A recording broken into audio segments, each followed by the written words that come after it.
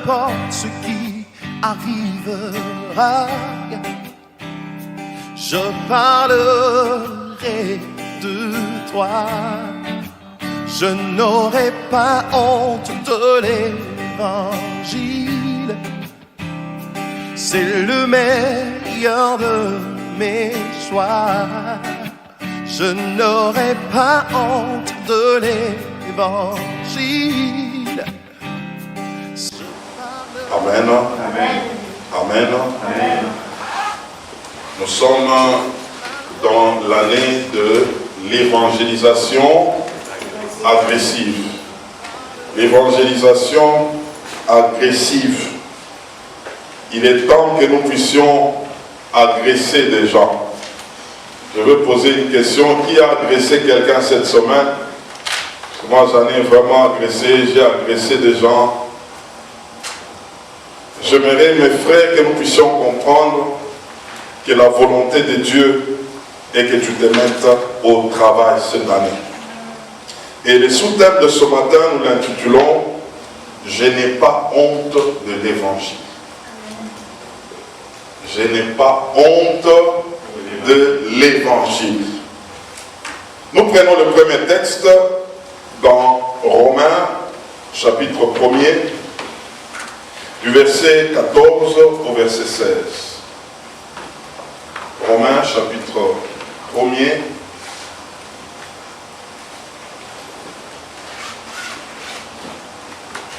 du verset 14 au verset 16. Nous allons faire la lecture. Je me dois aux Grecs et aux barbares, aux savants et aux ignorants. Ainsi, j'ai un vif désir de vous annoncer aussi l'évangile à vous qui êtes à Rome. Verset 16. Car je ne point honte de l'évangile, c'est une puissance de Dieu pour le salut de quiconque croit, du juif premièrement, puis du grec. Amen. Amen. Nous prenons ensuite Marc chapitre 8, le verset 38. Marc chapitre 8 et le verset 38. Écoutons cette parole.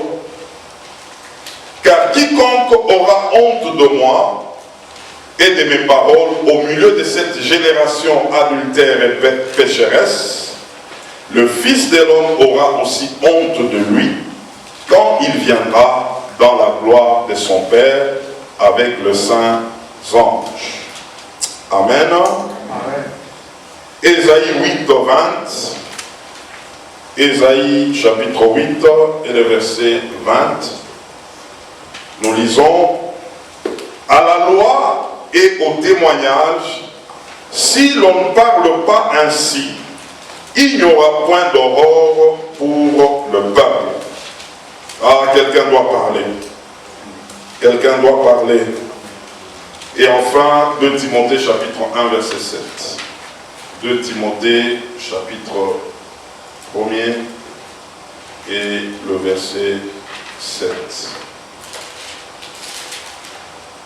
La Bible déclare: car ce n'est pas un esprit de timidité que Dieu nous a donné, mais un esprit de force. Un esprit de force, d'amour et de sagesse. Amen. Ce n'est pas un esprit de timidité que Dieu nous a donné, mais c'est un esprit de force, d'amour et de sagesse. Amen. Que Dieu vous bénisse. Comme nous ne cessons de le dire, que nous sommes dans un monde qui est en train de tout faire pour étouffer l'évangile, pour étouffer la bonne nouvelle.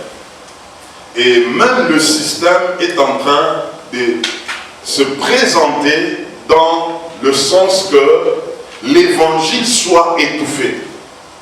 Et c'est comme ça que il y a des gens qui se retrouvent dans un monde avec autant de tourments, autant de problèmes, mais ils n'ont pas accès à la bonne nouvelle.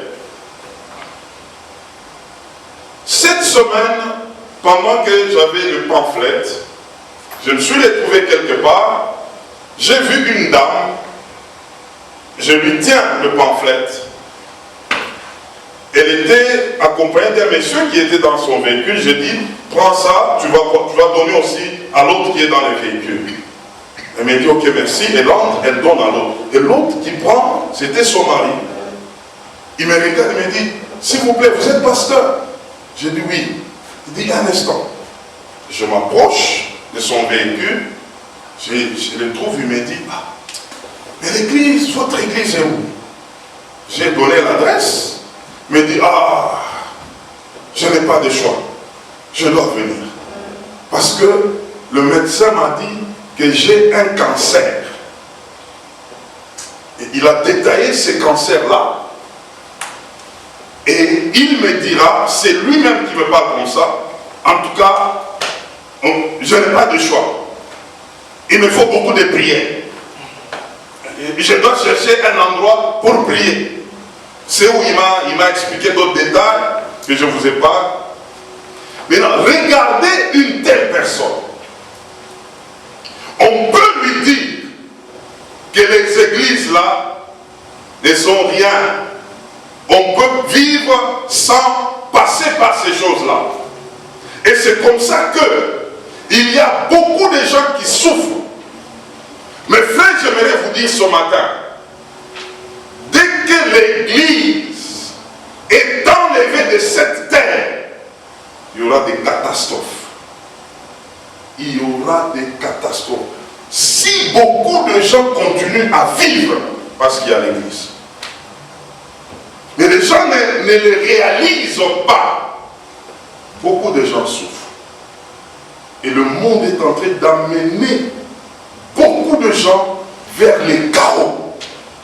Si tu ne fais pas quelque chose, un jour le Seigneur te dira, tu avais honte de moi. J'étais placé quelque part parce que je savais que le besoin est là.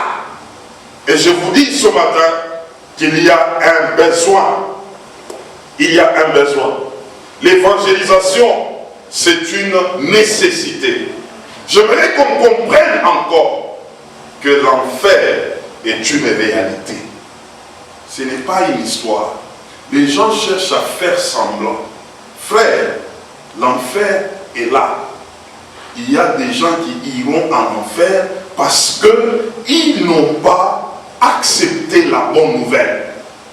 Ce n'est pas un lieu que Dieu avait fabriqué ou avait créé pour l'homme. C'était pour Satan et ses anges. Mais Satan, dans sa ruse, il a attiré plusieurs et ces gens-là se sont fait aussi candidats de l'enfer. Quelqu'un qui connaît toutes ces vérités, mes frères, il ne doit pas rester indifférent. Il y a des personnes que tu dois sauver. Par toi, quelqu'un doit saisir l'évangile. Quelqu'un doit comprendre. Il doit saisir ce message. Parce que si tu es indifférent, en ces jours-là, il te dira aussi que tu étais indifférent. Moi aussi, je ne peux pas faire cas de toi. L'apôtre Paul est en train de dire, concernant l'évangile, il dit, je n'ai pas honte de l'évangile. Car c'est une puissance pour quiconque croit. Il a commencé par dire, je n'ai pas honte de l'évangile. C'est qu'il y a des gens qui ont honte de l'évangile. Je vais te dire d'abord ce matin que l'évangile, c'est la bonne nouvelle de Jésus-Christ. Et donc, avoir honte de l'évangile veut tout simplement dire avoir honte de Jésus-Christ. C'est pourquoi dans Marc 8, il dit, tout celui qui aura honte de moi, c'est par rapport à ce que Paul a dit, moi je n'aurai pas honte de lui. Jésus savait qu'il y aura des gens qui auront honte de lui. Et d'ailleurs, pourquoi avoir honte de l'évangile? Parce que cet évangile, c'est une bonne nouvelle. Quand tu l'apportes à quelqu'un, tu apportes une bonne nouvelle à quelqu'un. Mais seulement, le monde a déjà défiguré cet évangile. Et les gens commencent à être complexés du fait de dire qu'ils ont la bonne nouvelle. Il y avait une histoire, je ne sais pas si quelqu'un pouvait aussi me suivre il y a longtemps. Il y avait une petite fille qui allait à l'école primaire. Maintenant, on devrait l'accompagner par sa mère. Maintenant, sa mère avait un problème. Elle était brûlée au niveau de son visage. Donc, du côté de son visage, du côté de l'œil. Et c'était un peu drôle. Quand tu la regardes, elle n'avait pas bonne mine. C'est que, avec cette tache de brûlure, maintenant, la fille qu'elle amenait à l'école souvent, ses amis, filles de 4 ans, 5 ans, lui posaient la question. Pourquoi ta mère est comme ça? Alors, elle regardait aussi, elle commençait à se gêner, à avoir honte. Alors, quand sa maman l'amenait à l'école, elle ne voulait pas que la maman arrive là où il y avait aussi ses amis. Parce que déjà, elle ne présentait pas bien. D'autres mamans pouvaient amener, d'autres papas pouvaient amener leurs enfants. Ils n'avaient pas cet aspect-là. Alors l'enfant, ça l'a tellement dérangé. Un jour, finalement, elle s'est dit, non, il faut que je pose la question à ma mère.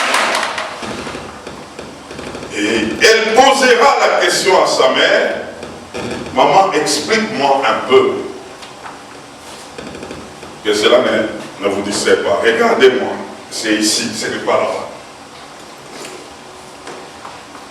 On dira, elle posera la question à sa mère. Mais pourquoi tu es comme ça et d'autres mamans ne sont pas comme ça? Pourquoi tu as un tel visage? La maman lui regarde. Elle dit, non, tu n'es pas à l'âge que je t'explique pourquoi je suis comme ça. Mais la fille était toujours dérangée. L'enfant, elle posait toujours la question à sa mère tout le temps. Tu vas m'expliquer pourquoi tu es comme ça. Quand je vois d'autres, elles ne sont pas comme toi. Sa maman a dit, ok, je vais t'expliquer. Elle dit, il fut un jour, lorsque je t'avais mis au monde, je t'avais mis dans la chambre, et dans cette chambre-là, je suis allé faire quelque chose dehors, et la chambre ou la maison était en feu. Alors parce que toi tu étais dedans, je me suis dit, il faut que j'entre pour te récupérer. Et le feu avait déjà pris toute la maison. Mais pour l'amour que j'avais pour toi, je me suis dit, je ne dois pas te perdre. C'est comme ça que je suis entré. Alors, pendant que je suis entré, je voulais te prendre. Il y avait un tas de feu qui est tombé sur moi. C'est comme ça que ce feu-là m'avait brûlé et moi je t'avais sauvé. J'étais sorti avec toi dehors. À dater de ces jours-là, la petite fille n'avait plus honte de sa mère.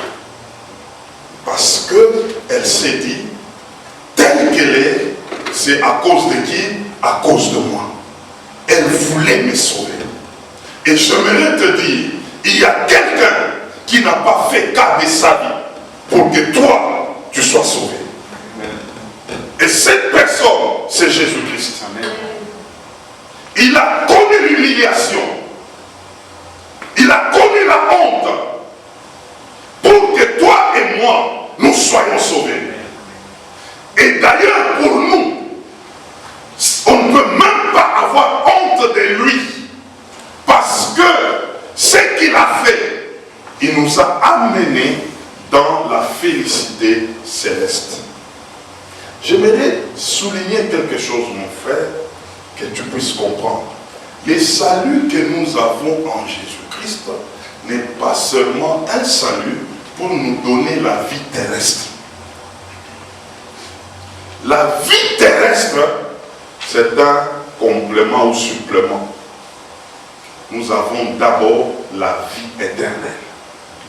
Les saluts et salut parce que toi et moi, nous avons la vie éternelle en Jésus-Christ. C'est pourquoi, mes frères, nous n'allons pas prendre cette question avec légèreté. Jésus, ce qu'il a accompli, c'est pour amener des gens dans la vie éternelle. Et si tu comprends cela, tu feras en sorte que l'évangile puisse avancer. Et quand il dit ne pas avoir honte de lui au milieu de cette génération adultère et pécheresse. Ce n'est pas sa honte ici dans l'église, c'est dans les milieux dans lesquels nous vivons. Il y a des gens qui sont dans le monde qui n'aiment pas qu'on parle de Jésus. Ils ont déjà défiguré Jésus. Et ça fait que quand tu présentes Jésus, c'est comme si tu deviens une personne qui ne raisonne pas correctement. Je veux nous dire ce matin que l'évangile que nous avons atteint toutes les catégories des gens. Que ce soit les savants, les érudits, que ce soit le pauvre, que ce soit le riche, que ce soit le moins instruit, toutes les couches sur cette terre ont besoin de l'évangile. L'évangile entre partout. Chez les riches, chez les gens instruits, chez les moins instruits. Ils en ont besoin eux tous. Ce n'est pas un évangile d'une certaine catégorie. Non, frère. Comprenez que tu peux parler même devant le roi, même devant le président, même devant les riches. Tu as un message. Et c'est le monde qui a défiguré l'évangile. Ça devient comme quelque chose que tu ne peux pas présenter. Tu commences à te poser des questions. Tu te demandes, est-ce qu'on va m'accepter? Est-ce qu'on va accéder à cet évangile? Tu commences à te poser des questions pendant que tu as une bonne nouvelle. Tu as une bonne nouvelle. Je connais un homme. Cet homme, c'est Jean-Baptiste. Ce monsieur-là, il était annoncé. Il connaissait sa mission. C'était un monsieur, aujourd'hui on peut dire, un monsieur bizarre. Il mangeait des sauterelles sauvages. Il prenait le miel sauvage. Il avait une tunique et des sandales. Il habitait le désert. Quand on regarde les films chrétiens, quand on présente cet homme-là, il était comme quelqu'un qui n'avait pas, sa barbe n'était pas bien arrangée, ses cheveux, un homme bizarre. Mais la Bible dit, les gens quittaient la ville pour aller au désert le voir. Son aspect ne pouvait pas attirer, mais ce qui pouvait attirer, c'est le message qu'il avait. Et quel était le message? C'était de préparer des gens à accéder à Jésus-Christ. Les gens les suivaient à cause d'un message. Ils présentaient Jésus-Christ même au désert. Mais quand je te regarde aujourd'hui, tu as un bel aspect. Quand on te regarde, tu ne peux pas faire peur, tu peux même attirer quelqu'un. Et raison de plus d'apporter cet évangile. Cet homme des gens a gagné beaucoup de personnes. Et ces gens-là pouvaient se tourner à Christ à cause du message qu'il avait. Je te dis ce matin, le message de Jésus-Christ, c'est une bonne nouvelle. C'est un message qui sauve. C'est un message qui libère. C'est un message qui change des vies. Comprends que tu as un message qui peut faire en sorte que quelqu'un soit sauvé. en passant par toi. Oh, c'est très important. Si nous comprenons cela, nous n'aurons pas honte. Au contraire, nous allons commencer à valoriser le message que nous avons. Paul dira, l'évangile est une puissance qui libère. Mes frères, si tu pouvais comprendre qu'il y a des gens qui sont liés, condamnés par le monde, condamnés par le péché, ils sont condamnés. Mais l'évangile a la clé de les libérer, de les sortir de leur condamnation. Il y a une femme dans la Bible, elle avait un dos courbé comme ça. Et elle a vécu pendant 18 ans avec un dos courbé. Cette femme, elle pouvait tout faire, mais toujours étant courbant comme ça. 18 ans durant, mais il a fallu un seul jour où la bonne nouvelle était arrivée et cette femme pouvait se relever. Amen. Ça, ce n'est pas pour le médecin. Ça, ce n'est que pour Dieu. Il y a des choses que les médecins ne feront jamais. Seul l'évangile est capable de le faire. Regardez cette femme. 12 ans durant, elle avait toujours l'écoulement du sang. Et quand vous lisez la Bible dit qu'elle avait fréquenté des médecins jusqu'à ce qu'elle n'avait même plus d'argent. Il a fallu un seul jour qu'elle aille par derrière toucher Jésus-Christ et le sang était arrêté. Frère, l'évangile est une puissance. C'est une puissance. Moi qui vous parle, j'avais un problème des yeux. Le médecin m'avait condamné. Je portais les lunettes et j'avais la tension des yeux. Vous m'avez déjà appliqué un médicament qui s'appelle Timoptol. Et comme le médecin, quand il t'applique un médicament à vie, ça c'est une condamnation. Et il te fait asseoir et t'explique, ce médicament ici, il faut le mettre dans tes yeux là, matin, soir. Si tu ne le mets pas, tu négliges, un jour tu vas te réveiller, tu deviens aveugle. Quelle instruction! Et ce médicament-là coûtait à peu près moins de $10. Plutôt plus de $10. Je l'ai appliqué pendant 8 ans. Si je fais la comptabilité, en tout cas, il y a eu une bonne somme qui est partie là. Pendant 8 ans. Un jour, je suis tombé sur une parole. Deutéronome chapitre 34, verset 7. Où on parle de Moïse. À 120 ans, sa vue et sa vigueur étaient toujours en forme. Et moi, pendant que j'étais en train de souffrir, je n'avais même pas 50 ans. Je dis, cette parole est vraie, je vais la déclarer. Je vais arrêter avec ces médicaments. Je vais enlever les lunettes. Frère, j'ai commencé à le faire. C'était en 2015. Là, nous sommes en 2000 combien? 23. Je te vois bien. Je peux même prendre un fil, je peux mettre dans l'aiguille.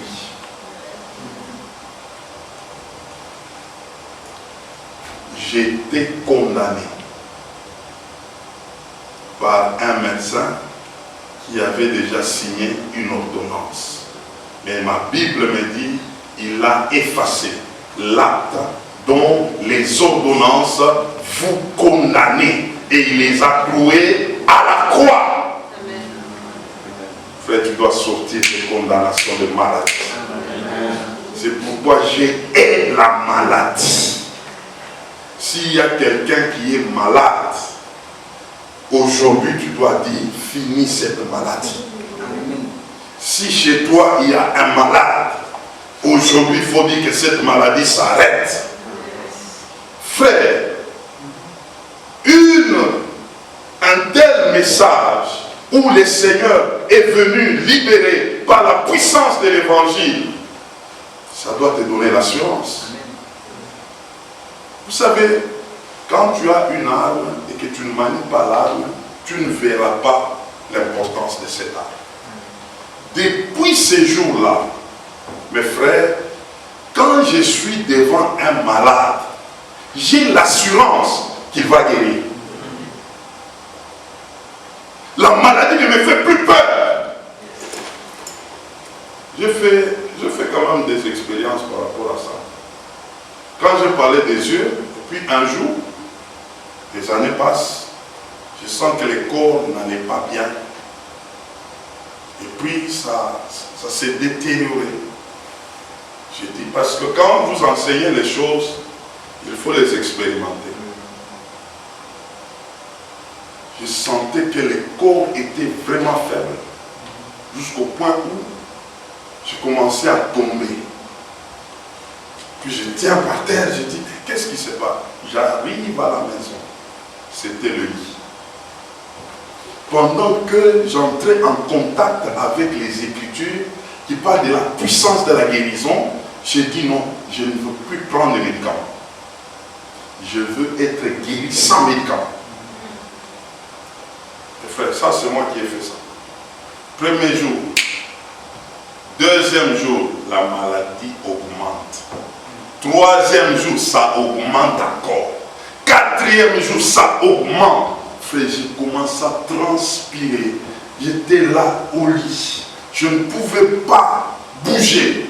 Quatrième jour, quand les jours avancent, la maladie aussi avance. Les mamans de l'église sont entrées en réunion pour dire non, on doit tout faire pour aller chez le pasteur, lui dire qu'il doit prendre les médicaments. Je vois une délégation arrive, m'a amené des histoires.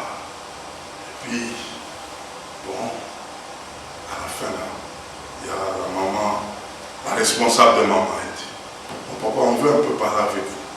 Mais vous pouvez prendre les médicaments, non? J'ai dit, mais vous êtes venu ici, vous n'avez même pas prié. Puis vous m'en parlez des médicaments. Prions d'abord. On a prié et je leur ai dit, je ne prends pas. J'ai mon médicament ici. Je vais voir comment ça se passe.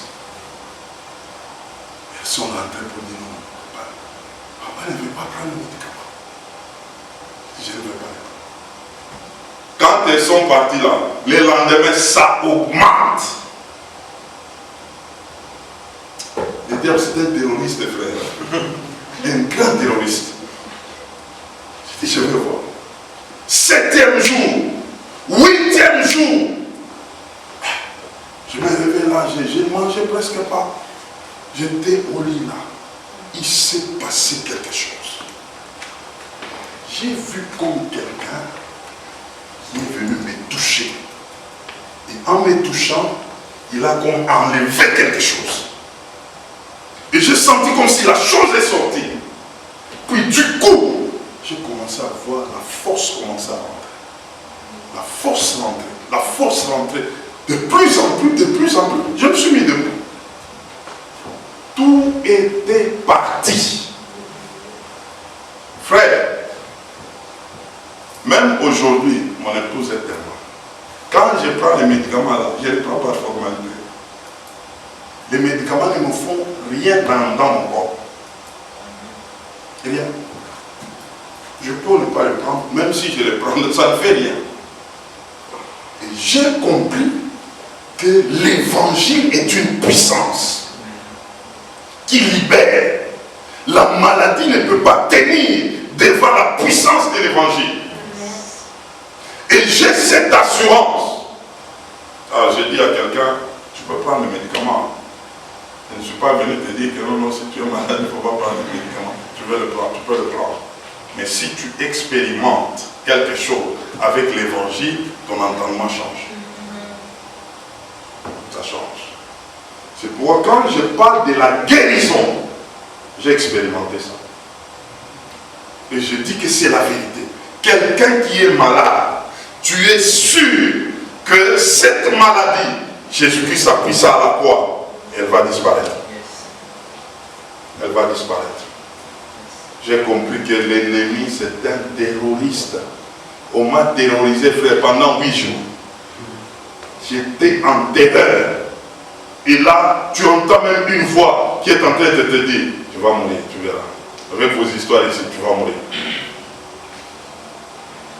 J'ai dit non. Moi là, j'ai été guéri par le Seigneur Jésus-Christ.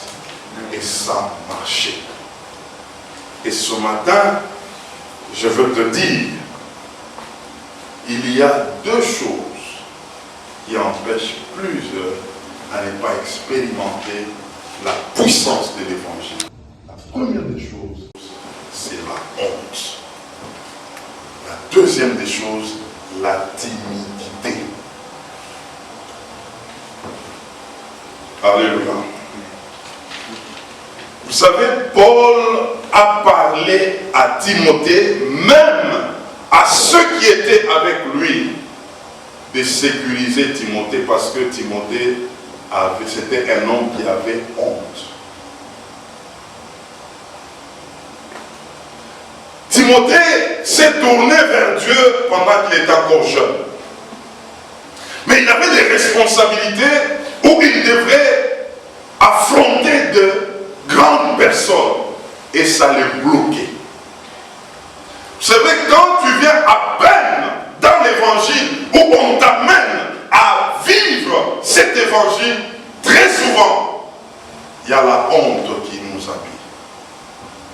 Tu te dis, je viens à peine de commencer à prier, à suivre le Seigneur, mais si je peux faire de telles choses, n'est-ce pas, on peut me traiter de quelqu'un qui déraisonne, de quelqu'un qui n'est pas encore à la hauteur. C'est comme ça que la honte peut t'amener dans un complexe d'infériorité. Tu te dis, non, je ne suis pas à la hauteur. Tu te dis, je ne peux pas le faire. C'est tellement à peine.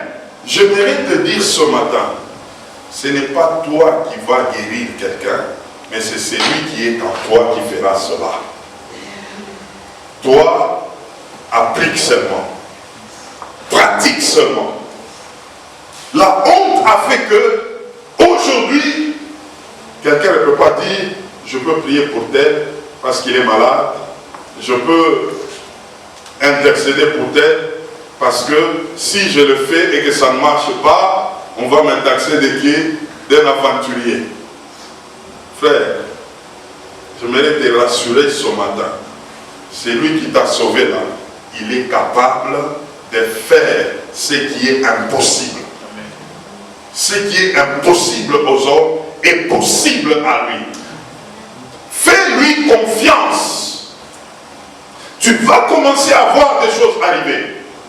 Et vous savez ce qui bloque plusieurs, c'est parce que depuis que tu as commencé avec Jésus, tu n'as jamais expérimenté quelque chose de ce genre. Qui a déjà prié pour un malade et le malade est guéri? Ah bon? Je demande encore. Est-ce que tu continues en ça? Tu peux quitter ici, tu te dis, moi je vais chercher les malades.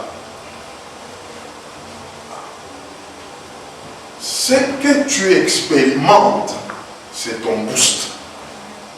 Si tu continues en ça, tu verras encore et encore et encore.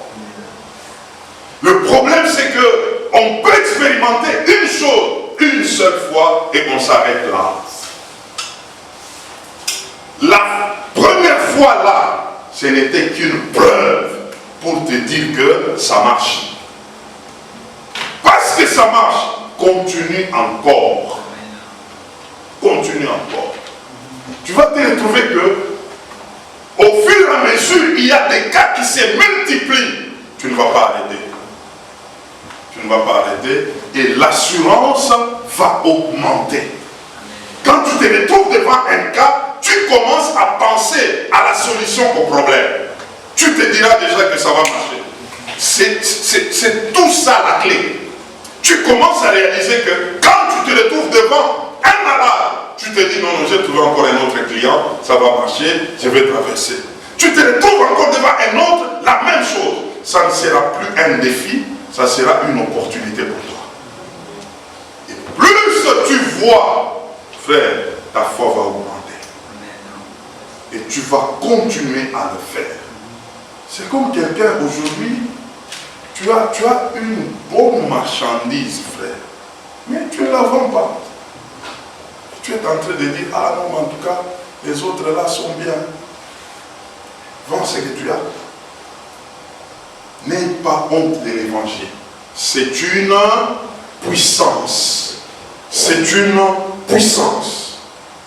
La timidité, c'est le manque de courage d'agir.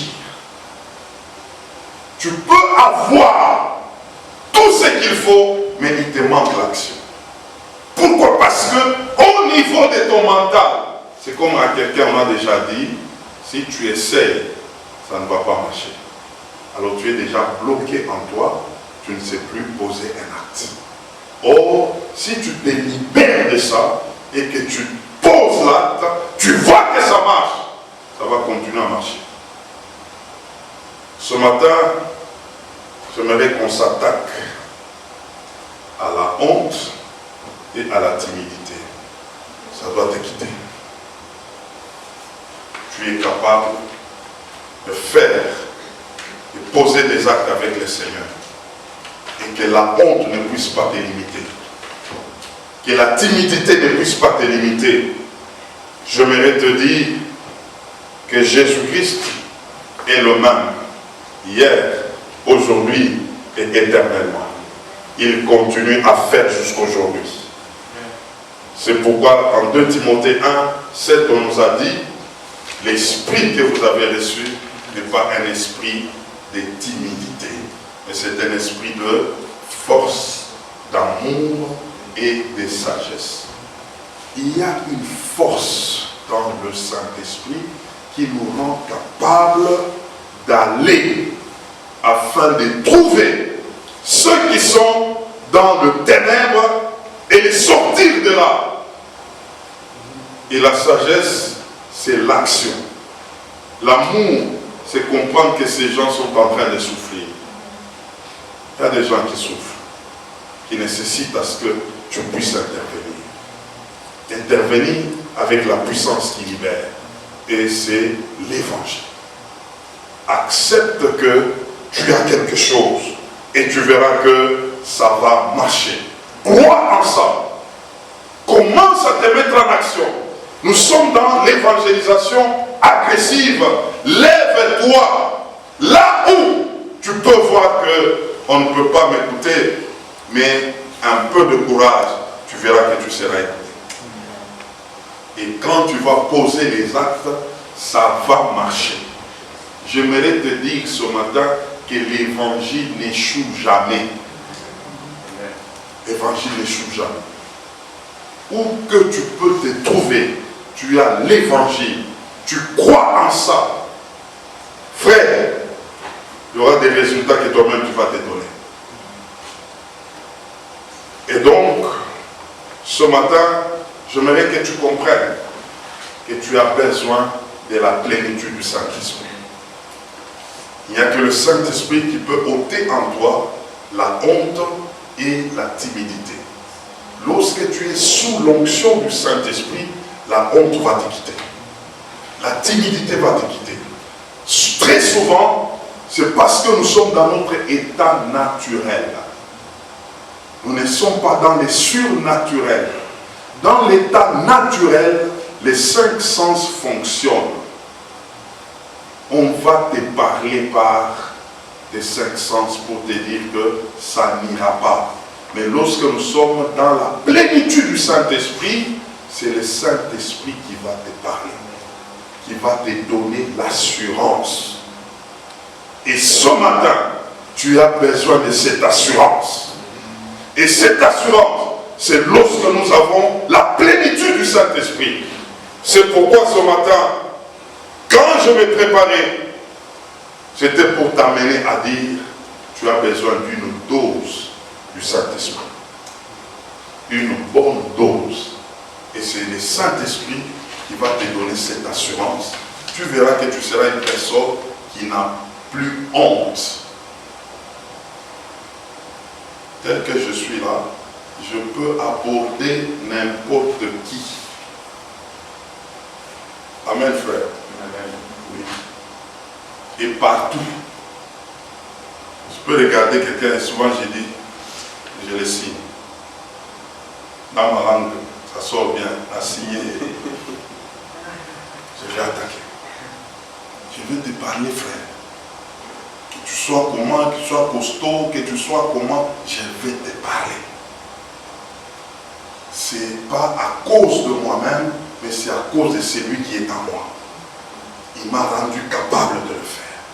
Et toi aussi, tu peux le faire. Tu vas te retrouver, tu n'auras plus de complexes devant quiconque. Tu auras cette assurance que tu peux parler à la personne. Et tu verras que la personne va t'écouter. Je suis en train de terminer.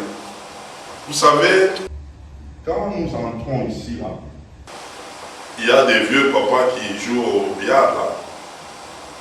Est-ce que vous les remarquez? Très souvent c'est le matin. Je viens ici, je viens le matin, je viens pour la prière et tout. Je suis dans mon véhicule avant de sortir. Eux sont dehors en train de fumer là. Dès qu'ils me voient, moi je suis là en train, je vais sortir là. C'est des vieux papas, ils me fuient. Ils savent que je suis pasteur et je suis ici. Ils vont jeter des cigarettes, il y a d'autres qui vont fuir, ils vont entrer. Je regarde. Et c'est me dit, c'est moi. Ils sont en train de me fuir. Frère, tu as quelqu'un là-dedans. Il y a quelqu'un là-dedans. Tu n'es pas seul. Si tu deviens conscient de cette personne, là, c'est toi qui fais la peur. C'est toi qui crains là-bas. Tu fais la peur. Ce matin, j'aimerais que tu comprennes qui est là. Toutes les personnes qui sont ici, je les ai déjà abordées. Que ce soit des gens qui sont à Jim ici. Et je les ai déjà abordés. J'ai déjà abordé ici. Ça, c'est notre quartier ici. Et cette assurance, ça va marcher. Ça va marcher. Tu dois savoir qui tu es. Il te faut une dose du Saint-Esprit.